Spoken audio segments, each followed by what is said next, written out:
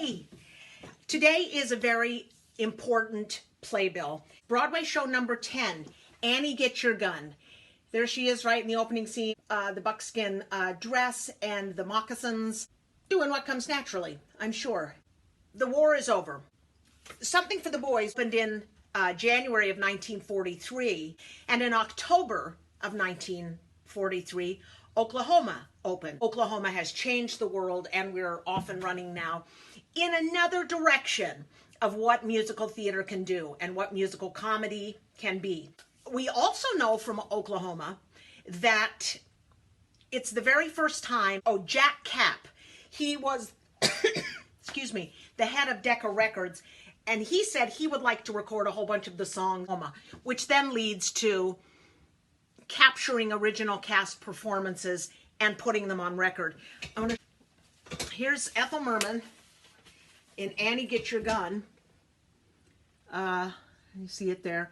Early Ethel Merman for everybody, but now we know this is her 10th Broadway show.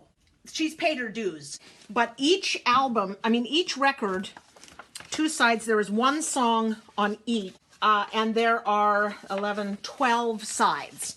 So you get 12 songs. Here's a set of 45s, same kind of thing. I gave myself a haircut. We are now, for Merman, going to move into the Irving Berlin phase, which goes from March of 1946, and it's going to go all the way through April of 1952, when Call Me Madam plays its final performance. So she is at the Imperial Theatre for, how many years is that?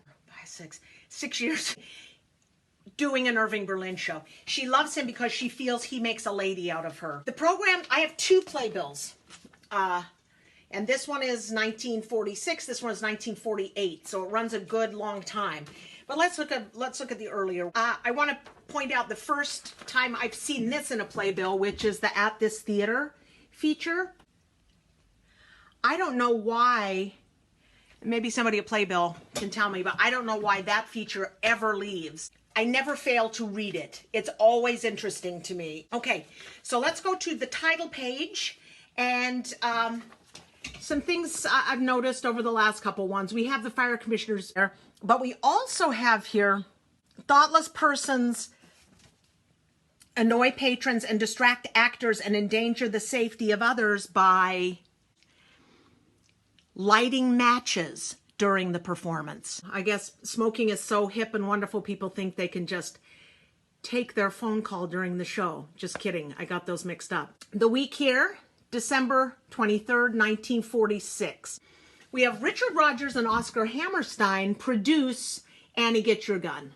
They also became some of the most important producers during this time, as well as the brilliant writers and composers that they were. Music and lyrics by Irving Berlin, book by Herbert and Dorothy Fields, with Ray Middleton, directed by Joshua Logan. Sets and lighting by Joe Malziner, he's back. Dances by Helen Timaris, and costumes by Lucinda Ballard. And the orchestra is directed by J.S. Blackton. There's a lot in there. I'm noticing that it's kind of becoming what we're accustomed to. And I love that Irving Berlin, he was a little bit worried because this is a newfangled world where songs are supposed to move the energy forward, move the story forward. And he was uncertain whether he had that in him to write it. Since Oklahoma, this is now just kind of what it's doing now, and he was worried. And so he talked to Oscar Hammerstein, who told him not to worry about it. Just drop all the G's, doing what comes naturally. It was supposed to be Jerome Kern.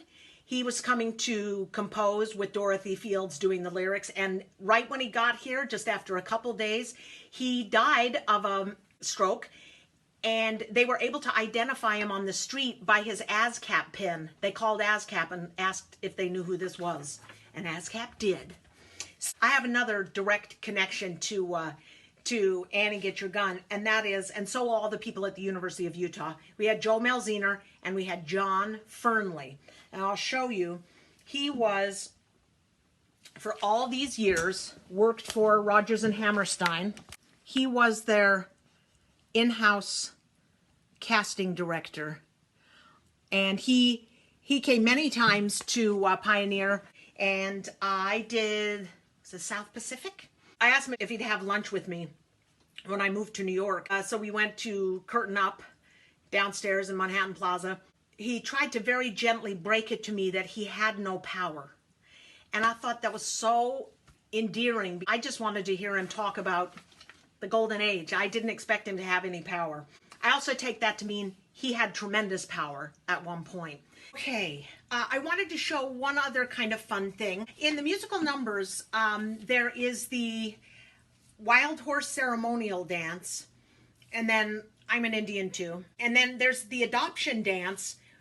It's Annie, the Wild Horse, and Braves. And the ceremonial dance is the Wild Horse, Braves, and Maidens. I've been living with this for a long time, and I never get a chance to tell anybody, but I have every intention of telling you.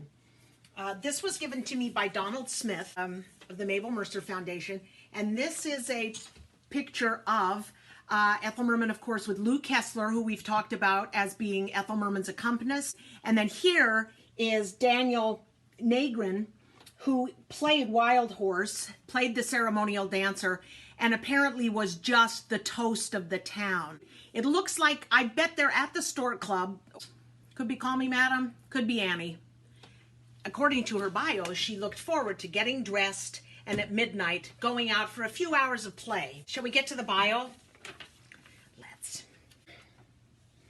Once again, we have sort of new font, but the familiar who's who in the cast, and we'll start with Ethel Merman first. So that really now has sort of taken shape, where it's been so incredibly freeform for so many years. I think we've arrived at the pattern we're familiar with. Also the name, and then in parentheses the name of the character. Annie, Get Your Gun, and the bio reads as follows. Ethel Merman, Annie Oakley, hit the musical comedy mark squarely in the middle long before her present producers had the bright notion of starring her as the queen of the bullseyes. Her very name brings to mind a procession of the happy-go-lucky heroines she played with irresistible gusto and humor in Something for the Boys, Du Barry Was a Lady, Panama Hattie, Anything Goes, Red Hot and Blue, Stars in Your Eyes, Take a Chance, and Scandals. Ever since that memorable night when Broadway first became Merman conscious through her full-throated chanting of I Got Rhythm in George Gershwin's Girl Crazy, she has turned ballads into hits, causing America to sing, hum, whistle, and play Samson and Delilah. Now they get that one wrong. Just Sam. Life is Just a Bowl of Cherries. Ladies and Gentlemen, That's Love.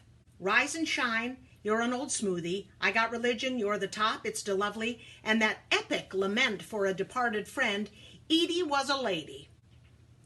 Her inimitable style of projected a song has been recorded on film in Follow the Leader, We're Not Dressing, Kid Million, Strike Me Pink, The Big Broadcast, Alexander's Ragtime Band, and Straight Place and Show.